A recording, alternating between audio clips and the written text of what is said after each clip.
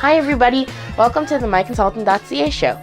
This week, we're going to be taking a look at ExpressEntry draw number 226. We're also going to be looking at the Refugee Sponsorship Program, as well as World Youth Skills Day, and then PNP ending its temporary pause on the entrepreneur immigration category. And then we'll be taking a look at COVID-19 and the current border measures that are in place on the Canadian border.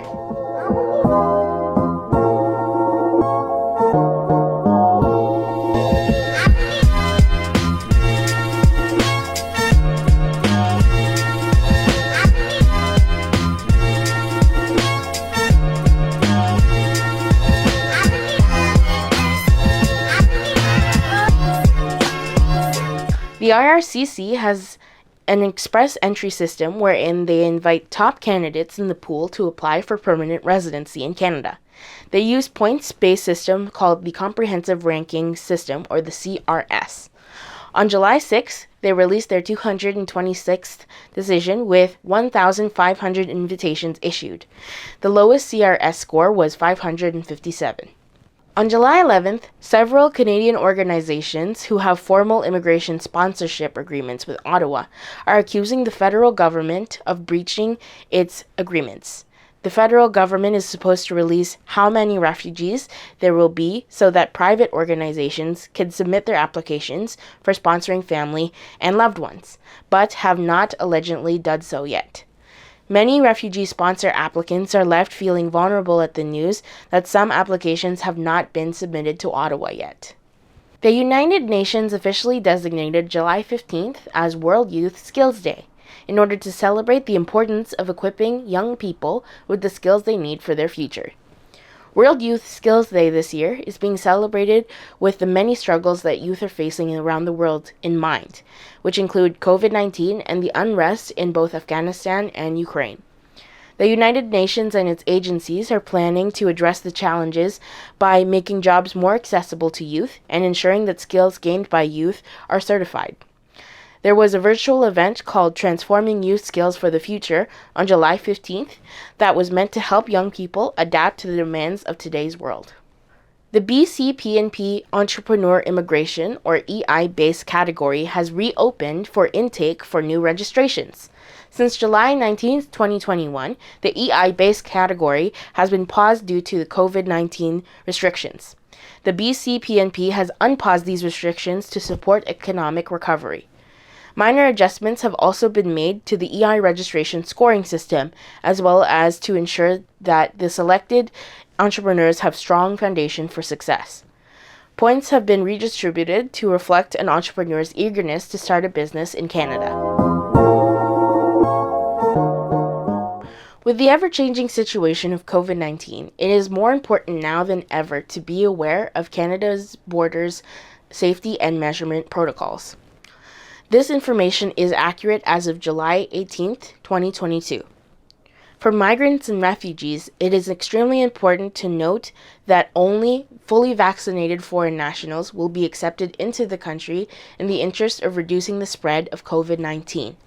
The Canada Border Services Agency, or the CBSA, is offering resources and information about the accommodation of flow between people and trade into the country. You can find more detailed information on the Government of Canada's site for border measures and requirements. In an effort to make getting into Canada easier for migrants, the Government of Canada has developed an app called ArriveCan.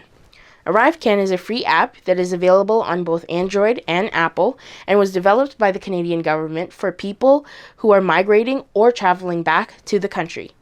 For people who do not have a smartphone, you are able to access your ArriveCan account on any computer. All travelers who are entering Canada by any means need to use this app unless they are exempt due to an accessibility need. Travelers are required to submit their contact information, travel details, and documents, vaccination information and travel history, as well as a quarantine plan.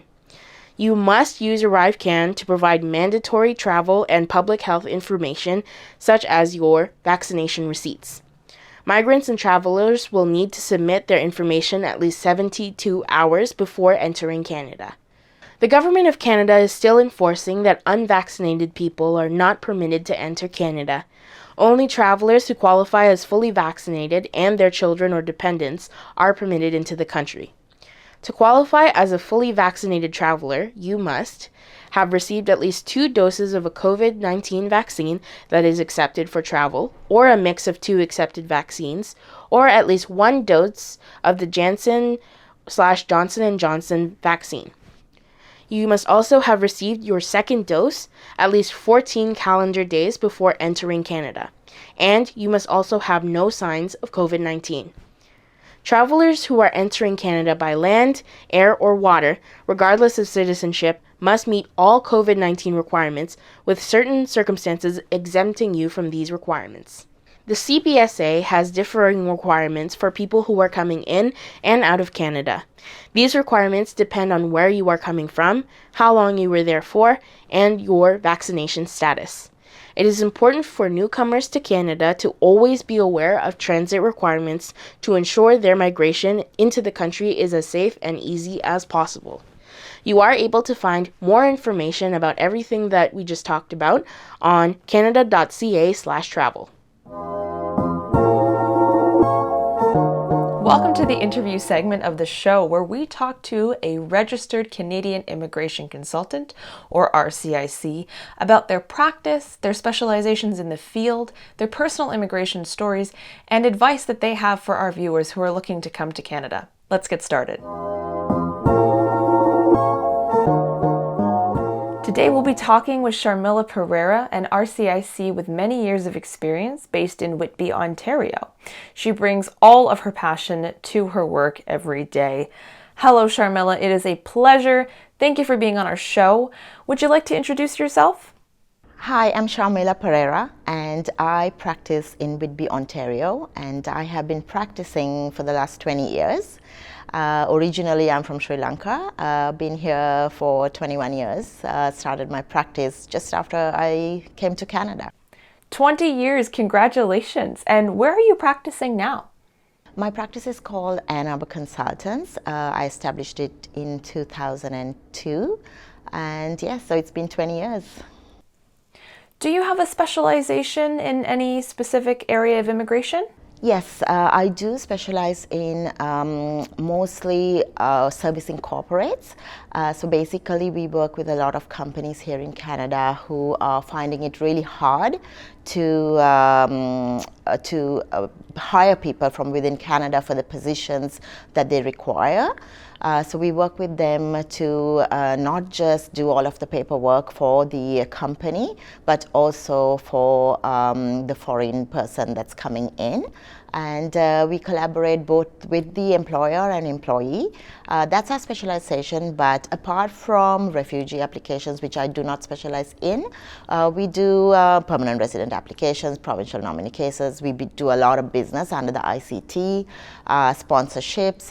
So we're an all-round immigration company. So you kind of act as a middleman there for businesses and workers. It's great to hear because there are a lot of labor shortages going on in Canada right now. It's a pressing issue. And it's also great to hear that you deal with lots of other types of immigration cases too. So working with a variety of cases, I imagine you must have a preference. Are there any cases that you're particularly passionate about?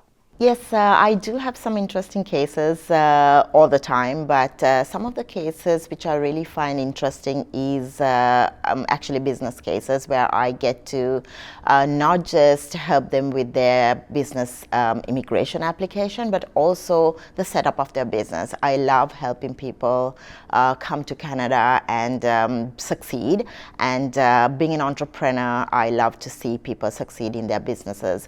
But some of the challenging cases which I've had is that when we submit an application under a certain category and they are basically assessed under a different category for some reason or the other, there's human error happening in every office, and Immigration Canada is the same, right? And so we have to then appeal, set the case again right, ask the officer to review it, and we fight for our clients. to get the visas. And honestly, we have a close upon 100% success rate in all our applications because of the fact that we do not take any applicant who we feel is at a great risk.